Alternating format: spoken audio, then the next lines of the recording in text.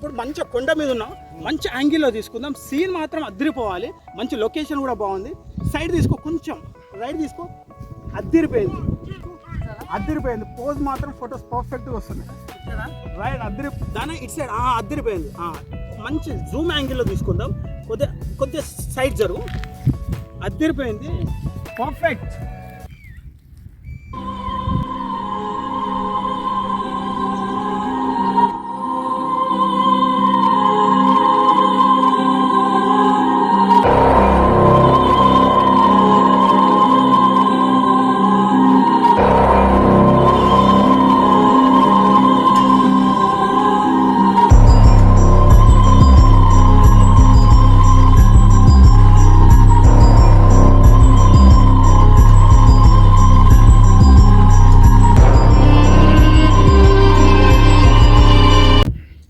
అసలు ఎందుకు కావాలనుకుంటున్నావు? అరే గణేష్, కొద్దిగా వాటర్ తీసారమ్మా.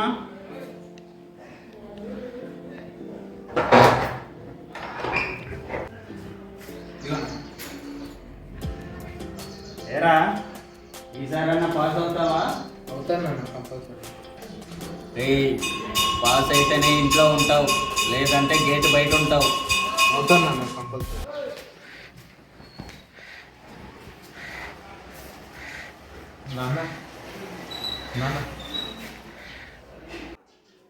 ఏంట్రా, పరీక్షలు రిజల్ట్ వచ్చినాయా? వచ్చానన్నా. ఎన్ని మార్కులు వచ్చినాయి? అంటే మార్క్స్ ఏమో కన్నా నెక్స్ట్ టైం రాసుకోవచ్చునా? నెక్స్ట్ టైం రాయటం ఏందిరా? అంటే ఈసారి కూడా ఫెయిల్ అయ్యాను అన్న. కాదు నాన్న. నిన్ను కొట్టినా ఒకటి, కుక్కను కొట్టినా ఒకటేరా. పక్కన నుండి చూడరా, పరీక్షల్లో పాస్ అయ్యి స్వీట్లు పంచుకుంటున్నారా. నువ్వు ఉన్నావు దేనికిరా? మళ్ళీ రాసుకుంటా, పాస్ అవుతాను నాన్న మళ్ళీ. నీకు తెలియట్లేదురా, మా కష్టం రా, మా కష్టం పడి నిన్ను చదివిస్తున్నాను రా. ఇంకొక అవకాశం అయితే ఉంది కదా నాన్న. వేలకు వేలు డబ్బులు పోసాను. ఇంకా ఎప్పుడురా మీరు చదువుకుని పాస్ అయ్యి మా కన్న తండ్రికి ఈ సంతోషం అనేది వచ్చింది. రే, నా పరువు తీయటానికి నువ్వు పుట్టావురా. ఛీ,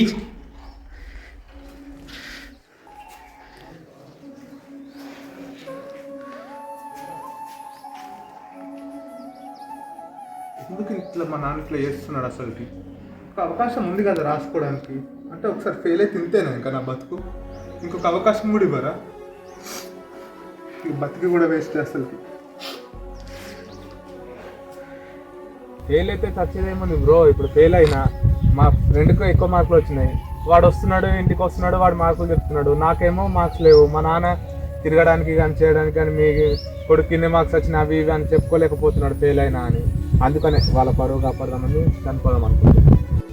సత్యం సాగిస్తావురా, బతికి సాధించాలి. కానీ మీకేందన్న, చెప్పేటోళ్ళు ఎన్నైనా చెప్తారు. ఒకసారి మా నాన్న వచ్చి కలవండి అన్న, అప్పుడు తెలుస్తుంది ఇంట్లో పరిస్థితి ఎట్లుందో.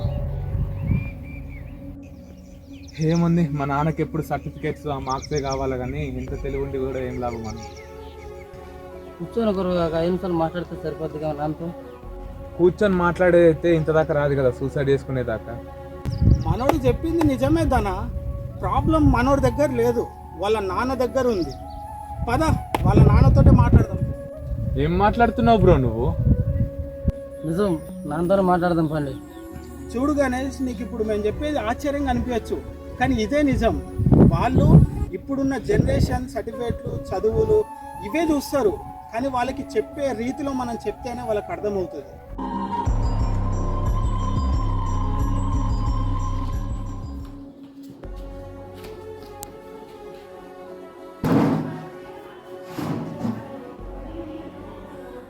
ఎవరు బాబు నువ్వు? సరాసరి ఇంట్లోకి వచ్చేసావు. నా గురించి పక్కన పెట్టండి, ఇంకో ½ అవుతే గణేష్ శవం వస్తుండే, అది తెలుసా మీకు? ఏం మాట్లాడుతున్నావు బాబు? అంకుల్ ఏదో ఎగ్జామ్లో ఫెయిల్ అయ్యిందంట, దానికోసం సూసైడ్ చేసుకోబోయాడు. మేము అక్కడికి వెళ్ళకపోతే తర్వాత ఏం జరుగుతుందో నేను చెప్పాల్సిన అవసరం లేదు.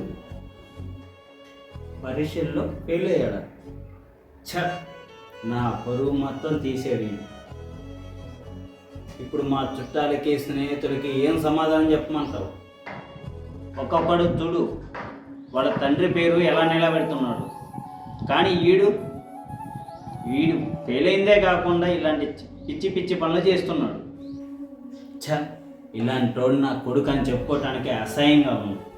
చూడండి అంకుల్, మీరు ఇప్పటిదాకా చెప్తున్నది వాస్తవమే, కానీ నేనేమంటున్నా అంటే ఇప్పుడు నీ బాబు ఎవరైతే ఉన్నాడో ఫెయిల్ అయిందని సూసైడ్ చేసుకోబోయాడు. ఒకవేళ నిజంగా మీరు అనుకున్నట్టు ఆయన సూసైడ్ చేసుకొని వచ్చిన తర్వాత ఏం సమాధానం చెప్తుండే మీరు? సరే ఓకే, ఫెయిల్ అయ్యిండు, అయిపోయింది, అందరితో జీవితం అయిపోయిందా? ఈ టైంలో దగ్గర ఉండాల్సిన మీరే ఇలా మాట్లాడితే అలాంటి వాళ్ళకి అలాంటి ఆలోచనలు రాకుండా ఇంకెలా ఉంటాయి అంకుల్? నేను ఎంత కష్టపడి వాడిని చదివిస్తాను నీకు తెలుసా? నా తండ్రి నన్ను చదివించలేక అట్లాంటి బతుకు వాడికి రాకూడదని వాడిని ఎంత కష్టపడి చదివితే ఇలాంటి పిచ్చి పనులు చేస్తాడు వాడు.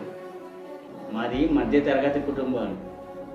వాడేదో చదివి మమ్మల్ని ఉద్ధరిస్తాడు అనుకుంటే వాడు ఇట్లాంటి పిచ్చి పిచ్చి పనులు చేసి మాకు భారం అవ్వటం తప్ప ఏమీ లేదు. మా బాధలు ఎవరికి చెప్పుకోవాలి? మీరు చెప్పింది నిజమే అంకుల్, కానీ మీ యొక్క బాధ కావచ్చు, మీ యొక్క కష్టం కావచ్చు, మీ బాబుకి కూర్చోబెట్టుకొని మాట్లాడాలి. కానీ మీరు ఇంకా అతన్ని చీదరించుకొని ఆయన ఉన్న పరిస్థితిలో మీరు ఇలా చేయడం వల్ల అలాంటి వాళ్ళకి వేరే వేరే ఆలోచనలు వచ్చే పరిస్థితిలో కూడా వాళ్ళు ఉంటారు అంకుల్.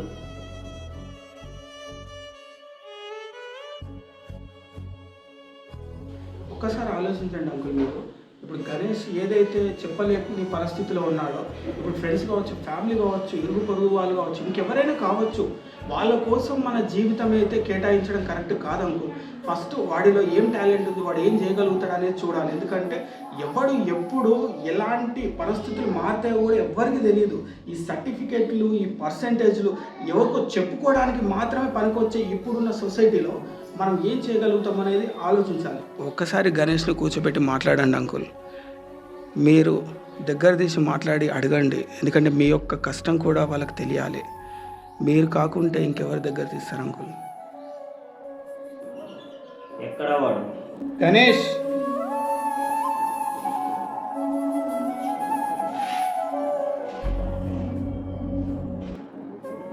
అంకుల్ ఈ రోజుల్లో చదివిన చదువు ఎవరికి ఉద్యోగాలు రావట్లేదు అంకుల్. అనుకున్న ఉద్యోగం కోసము ప్రయత్నిస్తూనే చిన్న చిన్న ప్రయత్నాలు చేస్తూ ఉన్నారు. ఎవరి టాలెంట్ ఎప్పుడు ఏ రకంగా మారుతుందో ఎవరికి తెలియదు. నేను జర్నలిస్ట్ చేసిన, కానీ డైరెక్టర్నైనా. అట్లనే ఎవరిలో ఏం టాలెంట్ ఉందో ఎవరికేం తెలుస్తుంది? నాన్న, నేను మళ్ళీ ఇంటికి వస్తాను అస్సలు అనుకోలేదు నాన్న. ఏంట్రా మరి చెప్పచ్చు కదా నాకు? ఎక్కడ మాట్లాడిస్తున్నావు నాన్న నన్ను? వచ్చి పక్కన కూర్చుంటేనేమో శత్రువులు చూసినట్టు చూస్తున్నావు. ఇంకేం మాట్లాడాలి నేను?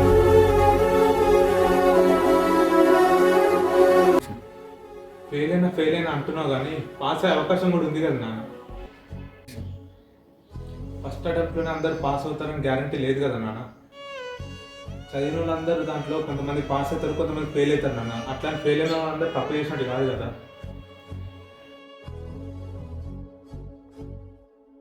గవర్నమెంటే ఫెయిల్ అయిన వాళ్ళకి ఇంకొక అవకాశం ఇస్తుంది, సప్లిమెంటరీ అనుకుంటే ఇంకోసారి రాసి పాస్ అవ్వడానికి. మీరు ఇవ్వలేరు నాన్న ఒక్క అవకాశం. మాలాంటి వాళ్ళు ఒక్కసారి ఫెయిల్ అవుతేనే బతకడం ఎందుకు అన్నట్టు చూస్తారా నాన్న? నాలాంటి వాళ్ళు సూసైడ్ చేసుకుందాం మనం వెళ్ళి బతికిన వాళ్ళు చాలా మంది తక్కువ నాన్న, తక్కువ చాలా మంది. కానీ చనిపోయిన వాళ్ళు మాత్రం ఎంతో మంది ఉన్నారు, చాలా మంది ఉన్నారు చనిపోయిన వాళ్ళు.